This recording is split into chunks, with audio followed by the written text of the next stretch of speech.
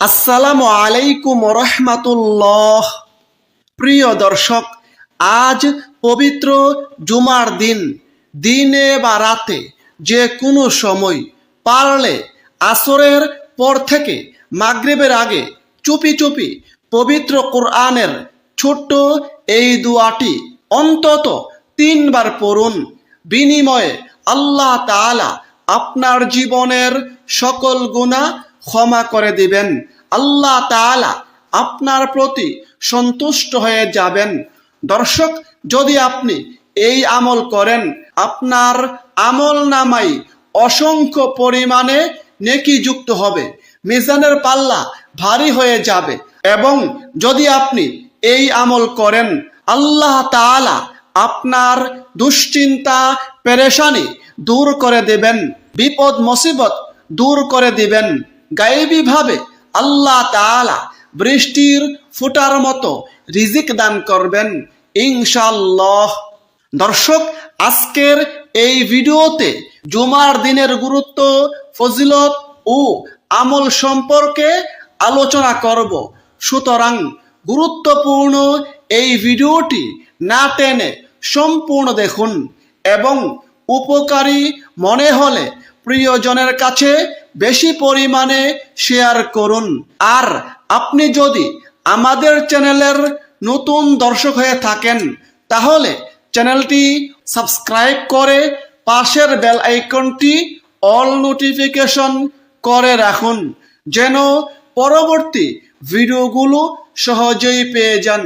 দর্শক, আজ শুক্রবার বা পবিত্র জুমার দিন, সপ্তাহের মধ্যে শ্রেষ্ঠ দিন। ইসলামের দৃষ্টিতে এই দিনের মর্যাদা ও ফজিলত অনেক বেশি। ফজিলতের কারণে এই দিনকে সাপ্তাহিক ঈদের দিন বলা হয়েছে। আল্লাহর রাসূল সাল্লাল্লাহু আলাইহি সাল্লাম বলেছেন, জুমার দিন সপ্তাহের মধ্যে শ্রেষ্ঠ এবং তা আল্লাহ তাআলার নিকট অধিক সম্মানিত। ইবনে মাজাহ হাদিস নম্বর 1084। হযরত আবু হুরায়রা রাদিয়াল্লাহু আনহু থেকে বর্ণিত আছে, আল্লাহর রাসূল সাল্লাল্লাহু আলাইহি সাল্লাম বলেছেন, সূর্য উদিত হওয়ার দিনগুলোর মধ্যে জুমার দিন সর্বোত্তম। এই দিনে আদম আলাইহিস সালামকে সৃষ্টি করা হয়েছে। এই দিনে তাকে জান্নাতে প্রবেশ করানো হয়েছে এবং এই দিনে তাকে জান্নাত থেকে বের করা হয়েছে। মুসলিম শরীফ হাদিস নম্বর 854। দর্শক, জুমার দিনের সবচেয়ে গুরুত্বপূর্ণ ফজিলতপূর্ণ আমল হলো জুমার নামাজ আদায় করা। জুমার নামাজ আদায় করার জন্য স্বয়ং আল্লাহ তাআলা পবিত্র কোরআনে নির্দেশ করেছেন। আল্লাহ তাআলা বলেন, হে মুমিনগণ, জুমার দিনে যখন নামাজের আজান দেওয়া হয়, তখন তোমরা আল্লাহর স্মরণে দ্রুত ছুটে যাও এবং বেচাকেনা বন্ধ করো। এটা তোমাদের জন্য উত্তম, যদি তোমরা বুঝো। সূরা জুমআ আয়াত 9। জুমার নামাজের ফজিলত প্রসঙ্গে হাদিসে রয়েছে, হযরত সালমান ফারসি রাদিয়াল্লাহু আনহু হতে বর্ণিত আছে, আল্লাহর রাসূল সাল্লাল্লাহু আলাইহি সাল্লাম বলেছেন, যে ব্যক্তি জুমার দিন গোসল করলো, সাধ্যমতো পবিত্র হলো, তেল ব্যবহার করলো, ঘর থেকে সুগন্ধি ব্যবহার করলো, অতঃপর মসজিদে এলো, সেখানে দুজন মুসল্লির মধ্যে ফাঁক করে সামনে এগিয়ে গেল না, নির্দিষ্ট পরিমাণে নামাজ পড়লো, অতঃপর ইমাম খুতবা শুরু করলে চুপ থাকলো, তাহলে তার 2 জুমার মধ্যবর্তী সময়ের গুনাহ আল্লাহ তাআলা মাফ করে দিবেন। সুবহানাল্লাহ। সহিহ বুখারী হাদিস নম্বর 883। অপর হাদিসে হযরত আবু হুরায়রা রাদিয়াল্লাহু আনহু হতে বর্ণিত আছে, আল্লাহর রাসূল সাল্লাল্লাহু আলাইহি সাল্লাম বলেছেন, 5 ওয়াক্ত নামাজ এক জুমা থেকে পরবর্তী জুমা, এক রমজান থেকে পরবর্তী রমজান মধ্যবর্তী সময়ের গুনাহ মাফ করে, যদি সে ব্যক্তি সব ধরনের কবিরা গুনাহ থেকে বিরত থাকে। সুবহানাল্লাহ। মুসলিম শরীফ হাদিস নম্বর 233। প্রিয় দর্শক, জুমার দিনের অন্যতম আমল হচ্ছে বেশি বেশি পরিমাণে রাসূলের প্রতি দুরূদ পাঠ করা। দুরূদ শরীফের আমল খুবই গুরুত্বপূর্ণ, ফজিলতপূর্ণ, কারণ স্বয়ং আল্লাহ তাআলা দুরূদ পড়ার জন্য নির্দেশ করেছেন। এ প্রসঙ্গে পবিত্র কুরআনে আল্লাহ তাআলা বলেন, নিশ্চয়ই আল্লাহ এবং তার ফেরেশতাগণ নবীর প্রতি দুরূদ পাঠপূর্বক সালাম প্রেরণ করিয়া থাকে। হে মুমিনগণ, তোমরাও তাহার প্রতি দুরূদ পাঠ করো এবং সালাম প্রেরণ করো। সূরা আহজাব আয়াত 56। তাছাড়া জুমার দিন বেশি বেশি পরিমাণে দুরূদ পড়ার জন্য স্বয়ং রাসূল কারীম সাল্লাল্লাহু আলাইহি সাল্লাম নির্দেশ করেছেন। এ প্রসঙ্গে হাদিসে রয়েছে, নবীজি বলেন, দিনসমূহের মধ্যে জুমার দিনই সর্বোত্তম। এই দিনে আদম আলাইহিস সালামকে সৃষ্টি করা হয়েছে। এই দিনে তিনি ইন্তেকাল করেছেন। এই দিনে সিংহায় ফু দেওয়া হবে। এই দিনে সকল সৃষ্টিকে বেহুশ করা হবে।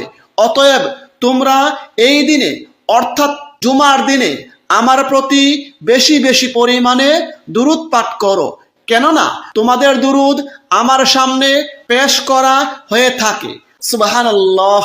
আবু দাউদ শরীফ হাদিস নম্বর 1047। দর্শক, তাছাড়া হাদিসে রয়েছে, যে ব্যক্তি রাসূলের প্রতি একবার দুরূদ পাঠ করবে, বিনিময়ে আল্লাহ তাআলা তার প্রতি 10টি রহমত নাজিল করবেন, তার 10টি গুনাহ মাফ করবেন, তার আমল নামায় 10টি নেকি দান করবেন এবং তার মর্যাদা 10 গুণ বৃদ্ধি করবেন। সুবহানাল্লাহ। প্রিয় দর্শক, সেক্ষেত্রে আপনি যে কোনো দুরূদ শরীফের মাধ্যমে আমল করতে পারেন। আজকের এই ভিডিওতে খুবই গুরুত্বপূর্ণ, ফজিলতপূর্ণ একটি দুরূদ শরীফ বাংলা উচ্চারণ সহ বলে দিচ্ছি। আপনি চাইলে এই দুরূদ শরীফেরও আমল করতে পারেন। আল্লাহুম্মা সাল্লি আলা মুহাম্মাদিন আবদিকা ওয়া রাসূলিক ওয়া আলাল মুমিনিনা ওয়াল মুমিনাত ওয়াল মুসলিমিনা ওয়াল মুসলিমাত। প্রিয় দর্শক, এই পবিত্র জুমার দিন দিনে বা রাতে যে কোনো সময় অন্তত 100 বার এই দুরূদ শরীফের আমল করুন। মহান আল্লাহ তাআলা আমাদের সকলকে আমল করার তৌফিক দান করুন। সকলে কমেন্টে লিখুন আমিন। দর্শক, জুমার দিনের অন্যতম গুরুত্বপূর্ণ ফজিলতপূর্ণ আমল হচ্ছে ইস্তেগফারের আমল করা। ইস্তেগফার খুবই দামি আমল, খুবই গুরুত্বপূর্ণ ফজিলতপূর্ণ আমল। ইস্তেগফারের আমলের মাধ্যমে আল্লাহ তাআলা বান্দার প্রতি সন্তুষ্ট হয়ে যান। আল্লাহ তাআলা বান্দার জীবনের সকল গুনাহ ক্ষমা করে দেন। তাছাড়া বেশি বেশি পরিমাণে ইস্তেগফারের আমল করলে আল্লাহ তাআলা বান্দার দুশ্চিন্তা পেরেশানি দূর করে দেন, বান্দার বিপদ মুসিবত দূর করে দেন এবং বেশি বেশি পরিমাণে ইস্তেগফারের আমলের মাধ্যমে আল্লাহ তাআলা ইস্তেগফারের আমলকারীকে গায়েবীভাবে এমন উৎস থেকে রিজিক দান করবেন যা সে কল্পনাও করতে পারবে না।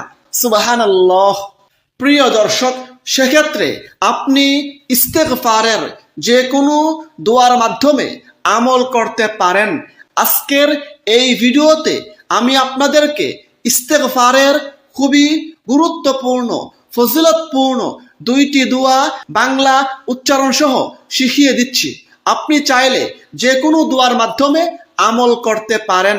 1 নম্বর, রব্বি গফিরলি ওয়া তুব আলাইয়া ইন্নাকা আনতাত তাওয়াবুর রহিম। হাদিসে রয়েছে, নবীজি এক বৈঠকেই এই দোয়াটি 100 বার পড়তেন। সুবহানাল্লাহ। ইস্তেগফারের 2 নম্বর দোয়া হচ্ছে আস্তাগফিরুল্লাহ আল্লাযী লা ইলাহা ইল্লা হুয়াল হাইয়ুল কাইয়্যুম ওয়া আতুবু ইলাইহি। অর্থ, আমি আল্লাহর কাছে ইস্তেগফার করি, ক্ষমা প্রার্থনা করি, তিনি ছাড়া প্রকৃত পক্ষে কোনো মাবুদ নেই, তিনি চিরঞ্জীব, চিরস্থায়ী এবং তার কাছে তাওবা করি। ইস্তেগফারের এই দুয়ার ফজিলত প্রসঙ্গে হাদিসে রয়েছে, নবীজি বলেছেন, যে ব্যক্তি এই দুয়ার মাধ্যমে আল্লাহ তাআলার কাছে ইস্তেগফার করবে, ক্ষমা প্রার্থনা করবে, আল্লাহ তাআলা তাকে ক্ষমা করে দিবেন, যদিও সে ব্যক্তি যুদ্ধক্ষেত্র থেকে পলায়নকারীও হই। সুবহানাল্লাহ। প্রিয় দর্শক, আজ পবিত্র জুমার দিন, দিনে বা রাতে যে কোনো সময় অন্তত 100 বার হলেও ইস্তেগফারের আমল করুন। প্রিয় দর্শক, এই পবিত্র জুমার দিন গুরুত্বপূর্ণ, ফজিলতপূর্ণ এই আমলগুলো করার পাশাপাশি আসরের পর থেকে মাগরিবের আগে যে কোনো সময় এক জায়গায় বসে আল্লাহ তাআলার কাছে মন খুলে প্রার্থনা করুন। আল্লাহ তাআলা আপনার দোয়া কবুল করবেন।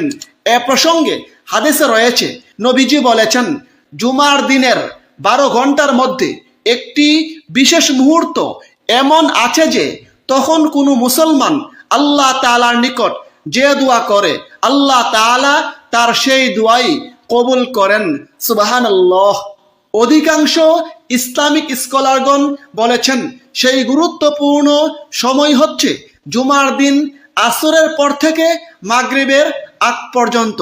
সুতরাং প্রিয় দর্শক, এই পবিত্র জুমার দিন আসরের পর থেকে মাগরিবের আগে মন খুলে আল্লাহ তাআলার কাছে দুহাত তুলে বিনয়ের সঙ্গে প্রার্থনা করুন। প্রার্থনার শুরুতে পুনরায় কমপক্ষে 3 বার ইস্তেগফারের দোয়া পড়ুন। আস্তাগফিরুল্লাহ আল্লাযী লা ইলাহা ইল্লা হুয়াল হাইয়ুল কাইয়্যুম ওয়া আতুবু ইলাইহি। তারপর কমপক্ষে 3 বার দুরূদ শরীফের আমল করুন। আল্লাহুম্মা সাল্লি ওয়া সাল্লিম আলা নাবিয়িনা মুহাম্মদ। তারপর সর্বশেষে দুহাত তুলে বিনয়ের সঙ্গে আল্লাহ তাআলার কাছে কাকতি মিনতি করে এই জীবনের সকল গুনাহের কথা স্বীকার করে ক্ষমা প্রার্থনা করুন এবং পবিত্র কুরআনের ইস্তেগফারের তাওবার এই দোয়াটি অন্তত 3 বার পড়ুন।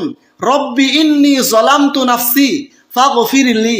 অর্থ, হে আমার প্রভু, নিশ্চয়ই আমি নিজের প্রতি জুলুম করেছি, অতএব আপনি আমাকে ক্ষমা করুন। এইভাবে আল্লাহ তাআলার কাছে মন খুলে কেঁদে কেঁদে গুনাহের কথা স্বীকার করে ক্ষমা প্রার্থনা করুন। ইনশাআল্লাহ অবশ্যই আল্লাহ তাআলা এই জীবনের সকল গুনাহ ক্ষমা করে দিবেন। আল্লাহ তাআলার কাছে সকল প্রয়োজন তুলে ধরুন।